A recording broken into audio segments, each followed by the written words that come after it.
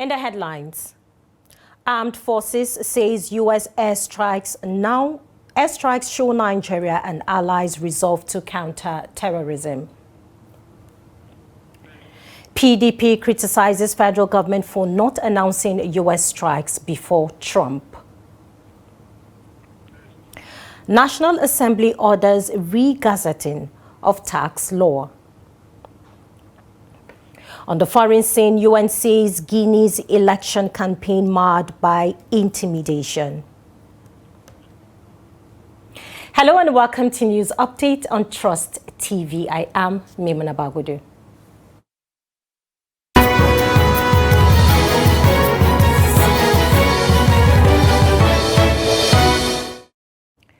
We begin with security matters. The Armed Forces of Nigeria has said the recent airstrikes in the northwest demonstrates the federal government's unwavering resolve to confront terrorism in collaboration with the United States.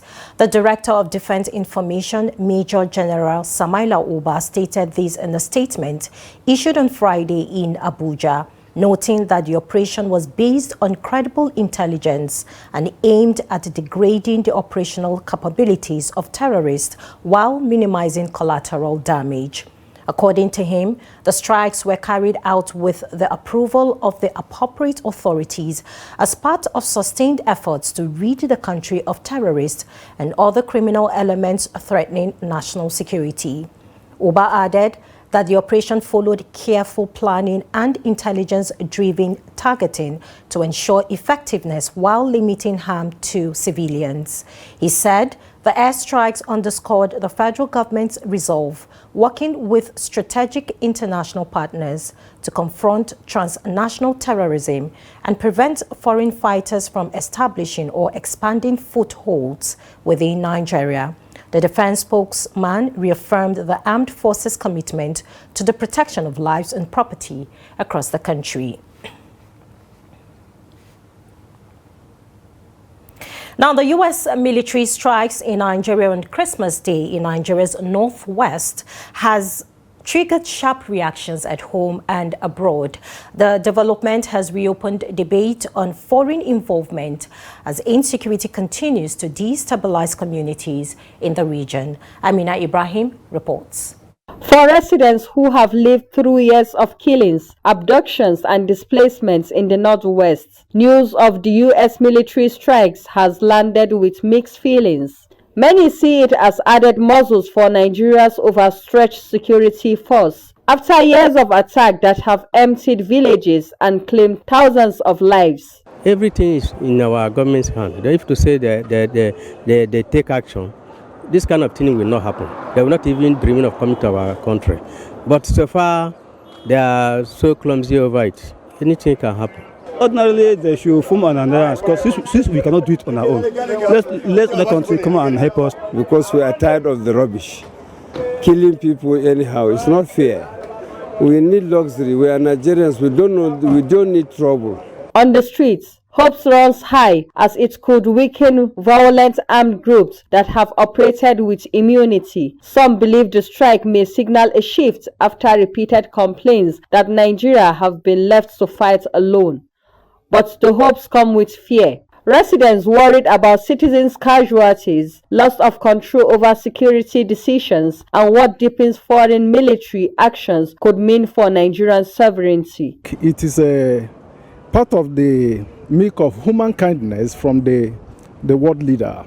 Because from what I see and understand, it's like he's acting like a police to the nations of the world. We know when it comes to the issue of external body coming to help Nigeria, there's a way we look at it. We always have that biased mind. But if we can put our hands together, you see, these people are not just coming to come and fight Nigerians as a whole. No, they are coming to lend a helping hand. And that's why I say from the beginning, I say for me, if them coming to Nigeria to come and support in fighting the insurgency or to end the insurgency, that is not a bad idea. there's no way it should not have a negative consequence. And I know how that it's not easy to end a war, because I'm seeing this banditry as a war. Now it's going out of the issue of banditry kidnapping to war. So there's no way US will come and it will not have a negative effect on Nigeria. But I'm praying that let the negative effect be small or minimal. But there must be a negative effect. There must be consequences. The message from the public is clear. People want peace at all costs, but they also want answer, clarity, and limits to what today's response does not create tomorrow's problem. Amina Ibrahim, Trust TV News, Abuja. Now, top military sources have confirmed that the recent U.S. Navy precision strikes against a terrorist target in northwest Nigeria, conducted in coordination with the Nigerian military, were highly successful and achieved their objectives. The sources disclosed that actionable intelligence obtained before the operation indicated a massive convergence of armed terrorists and bandits infiltrating Nigeria through Sahel corridors, from Mali and Burkina Faso. The groups were reportedly planning coordinated attacks on communities in Sokoto, Zamfara, Niger, and Katsina states.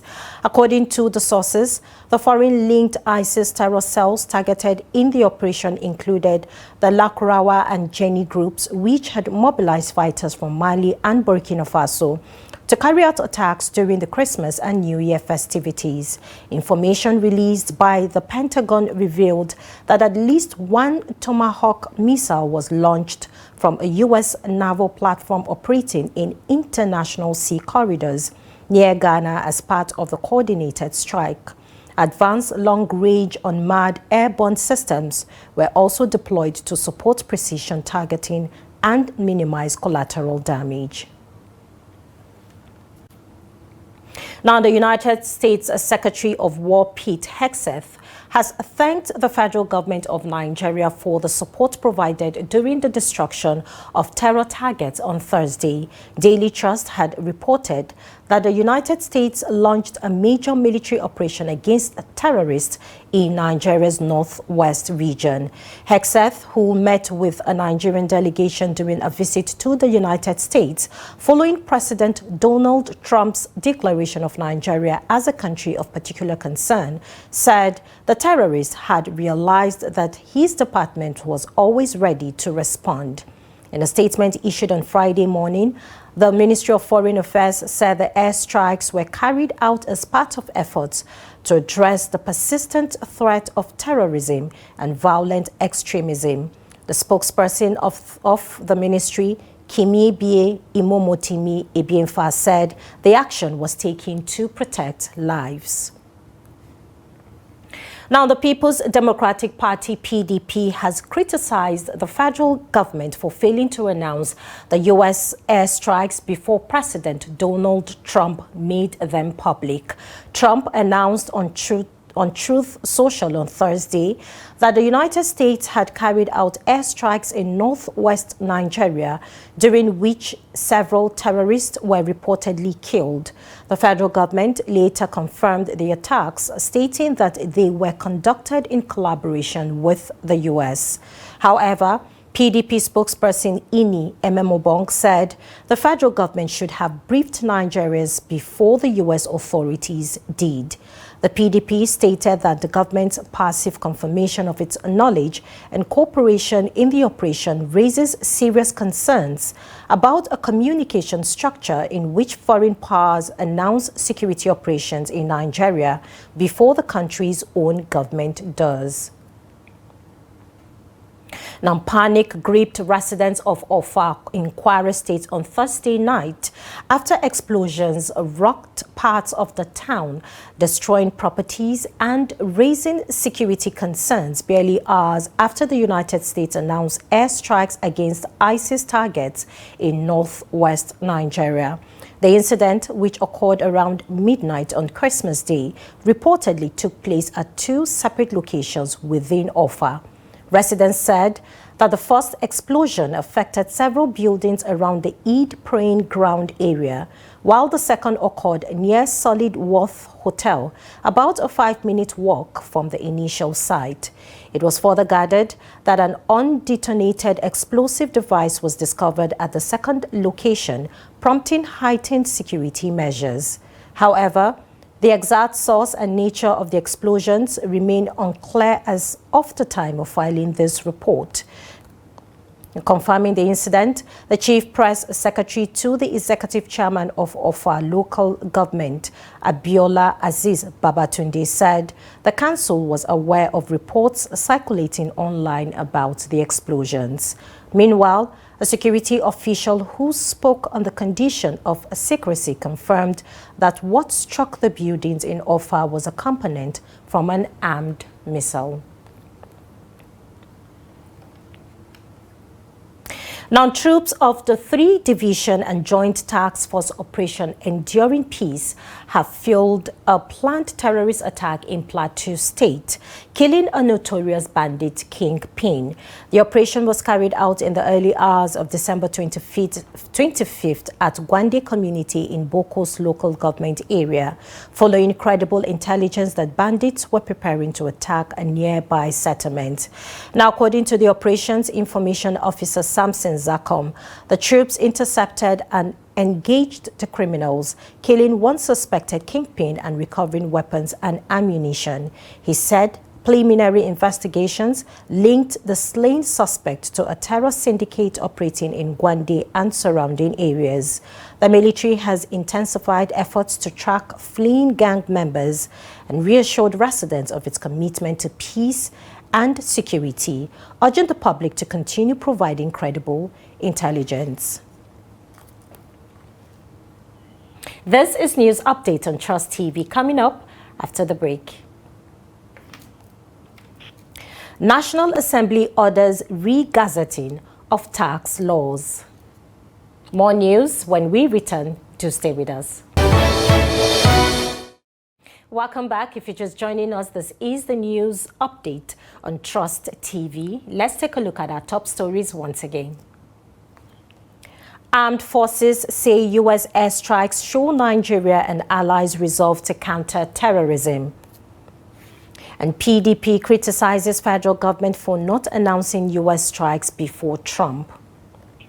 Now, moving on to more stories, the National Assembly has ordered the re-gazetting of 4 major tax reform laws following public controversy over alleged post-passage alterations. In a statement on Friday, the House of Representatives spokesman Akin Rotimi said the clerk to the National Assembly has been directed to re-gazette the acts and issue certified true copies of the versions duly passed by both chambers. The laws affected include the Nigerian Tax Act 2025, Nigeria Tax Administration Act 2025, Joint Revenue Board of Nigeria Act 2025, and the Nigeria Revenue Service Act 2025. Rotimi said the move is purely administrative and aimed at clarifying discrepancies arising from harmonization, presidential assent, and publication in the official gazette. He added that a 7-member ad hoc committee has been constituted to review the matter within the National Assembly's constitutional powers. The House reaffirmed its commitment to due process, separation of powers, and the rule of law. Now, the Nigerian Labour Congress (NLC) has called on the federal government to suspend the implementation of newly enacted tax laws until a comprehensive public enlightenment campaign is carried out. And speaking in an interview, NLC spokesperson Benson Umpa said Nigerian workers, who constitute the largest tax-paying group, were not consulted during the formulation, passage, and signing of the laws. Opa noted that the failure to engage organized labor has resulted in growing resistance, not only from workers, but from the wider public. He alleged that labor unions were deliberately excluded from deliberations and faulted the government for failing to conduct any awareness campaign since the laws took effect. In questioning claims that individuals' earnings below 1 million naira annually are exempted, Opa argued that given the current national minimum wage, virtually no formal sector worker falls within that category. He urged the government to urgently engage labor unions to prevent unrest and ensure workers properly understand the new tax regime. And now to Jigawa State, where the State Universal Basic Education Board, SUBEB, has completed the selection of 27 education secretaries across the state through a merit-driven process. The Jigawa State Universal Basic Education Board, SUBEB, says it has concluded a rigorous and transparent process that produced 27 education secretaries, one from each local government area of the state. Trust TV's correspondent Rabiu Ali reports. Briefing journalists in Tusi, the executive chairman of SUBEB, Professor Haruna Musa, said the exercise was carried out in line with Governor Malam Umar Namadi's educational reform agenda. Professor Musa explained that over 1,000 applicants took part in the process, which involved a computer-based test, interviews and security screening by the Department of State Services, DSS.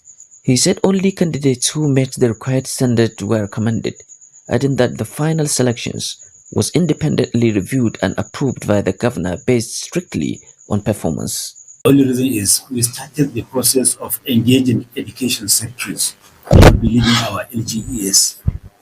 And the process has been completed. It has been a very rigorous selection process. We started with 1,156 applicants when we opened the portal. And this time, unlike what it used to be, it's not somebody who will bring you. You are the one to apply because you are interested. You feel you'll be able to do it. And it was on that basis we were able to filter. And today we have gotten the 27 of them. The SUBEB chairman disclosed that the successful candidates will undergo training, sign performance bonds, and be regularly assessed, with those who fail to perform to be disengaged. He added that none of the education secretaries will serve in their local governments of origin to ensure professionalism and accountability.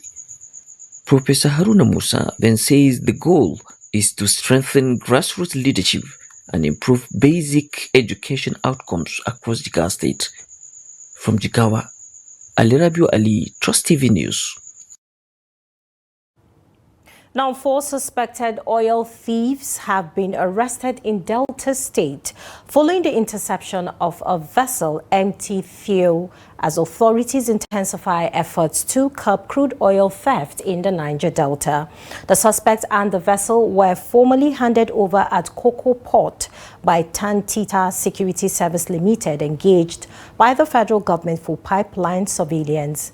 Tantita's Executive Director of Operations, Captain Waredi Enisio, said the suspects were arrested aboard the vessel with petroleum products believed to be illegally sourced. A report by the Interagency Task Force on petroleum product theft revealed that MT Theo was intercepted on December 15 along the Kokpo-Escravos axis. Investigators also alleged the vessel was being escorted by police marine personnel, reportedly acting on directives from Abuja. Authorities say the vessel has been secured as an exhibit, while investigations into its link with a jetty operator continues.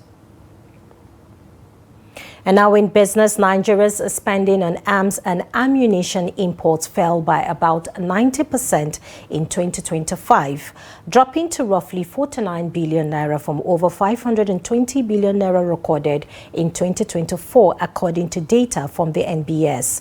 The NBS foreign trade report shows arms imports stood at 22.08 billion naira in the first quarter of 2025, fell to 4.87 billion naira in the second quarter, and rose to 23.49 billion naira in the third quarter.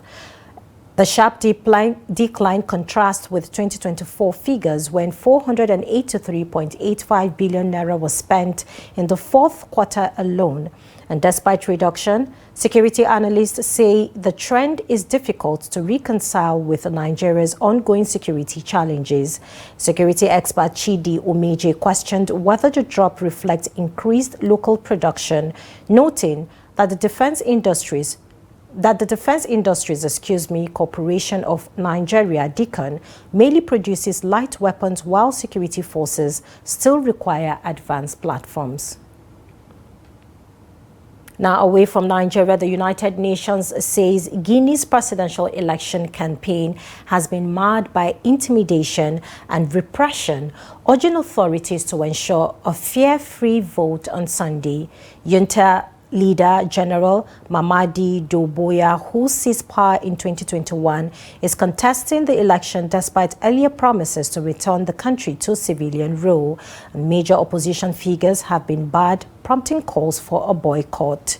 UN Human Rights Chief Volker Turk raised concern over unresolved cases of enforced disappearances, including relatives of opposition figures and a journalist abducted in November.